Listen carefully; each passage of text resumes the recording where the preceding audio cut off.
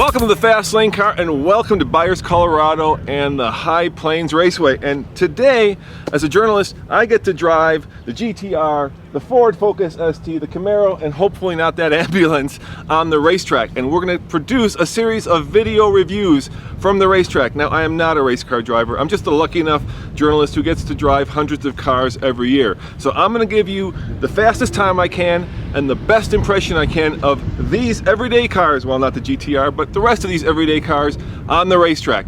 Coming up next on the Fast Lane Car.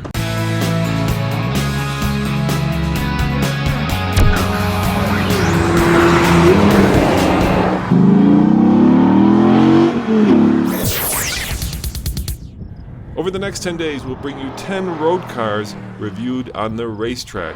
Why? Well, because we can. No. We think that if a road car does well on the racetrack, it'll do exceptionally well on the road. So, starting today, we're going to do these in order of lap times, with the slowest to the fastest coming up next on the Fast Lane Car. If there is a two-wheel off incident, by that I mean if two wheels leave the racing surface, come in and you'll sit and cool your heels for 10 minutes. If that happens the second time, you'll sit for 30 minutes. If it happens a third time, you're done. Okay? Four wheels off is obviously the same thing, but all four wheels are off the road surface. Then you come in the first time, sit for 30 minutes, second time, you're done. Any car contact, you're done. Okay?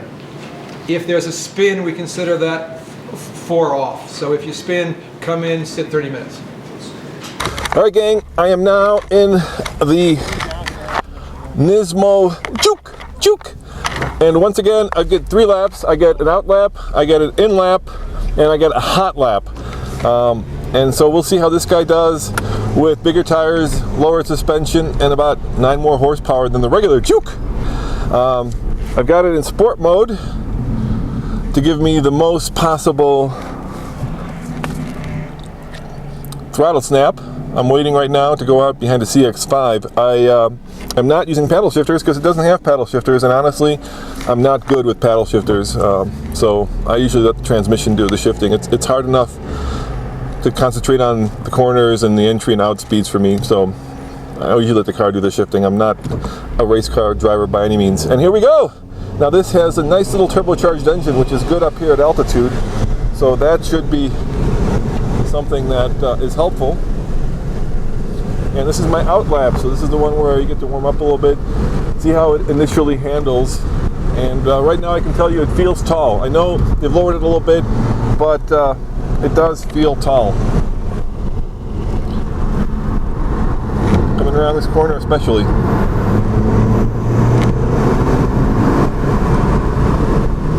All right, here we go. I'm on the back stretch. I've got it floored. And we're at 6,080 miles an hour coming into the brake zone. I don't know how good the brakes are, so I'm going to hit them early.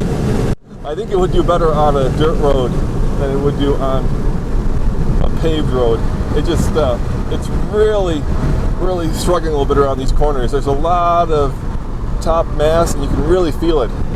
Having said that, turbo does snap nicely for a small car. So here comes my first lap. I'm about to pass the start-stop line, and that was a 1:15.90, my first lap, 1:15.90. All right, I'm behind an Infinity Hybrid right now, so I may not be able to get the fastest possible time out of this car on this lap, unless he lets me pass, and he's going pretty slow. Here I come into the corner. Tires are working hard for adhesion. There's a kind of a vagueness about the steering. It's hard to exactly know where to put the tires, just because the car is so tall. And Infinity is letting me pass, so I'm going to floor it, let the turbo do its thing. There we go. Nice snap to it, 80 miles an hour, 6,000 RPM it shifts, 5,500 RPM, I'm up to 90. I'm getting into the brake zone. How deep will I take this? As deep as I dare. Brakes are good. Oh, car is sliding all over the place into the, and I almost went off there. Oh my gosh. That's about as fast as I want to take a car that I'm not familiar with. All right, here we go through the S-bends. I'm going to try to nail this apex and get the best possible time for this. See if I can beat that 1:15. Clip the cones a little bit. Here we go. Forward. coming down the straightaway to the start-finish line. The best time, 1:14.66. 1:14.66.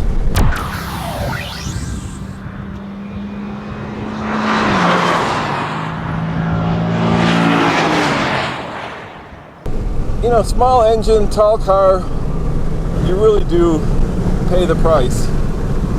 Is it tossable like a BRZ? No. Is it a car that feels at home on the racetrack? Not really. I think with the all-wheel drive and the taller suspension setup, it would probably do better on a dirt track. I'm going to let this guy pass me, because he's got a lot more power. So I'll let him go ahead of me. Here comes a Jeep. I'm going to take him back in. There he goes. Oh, that SRT engine sounds wonderful. Now I've got a GTR up behind me. You know, it's not terrible. It's not at home on the track, but it's not terrible. And we're going in.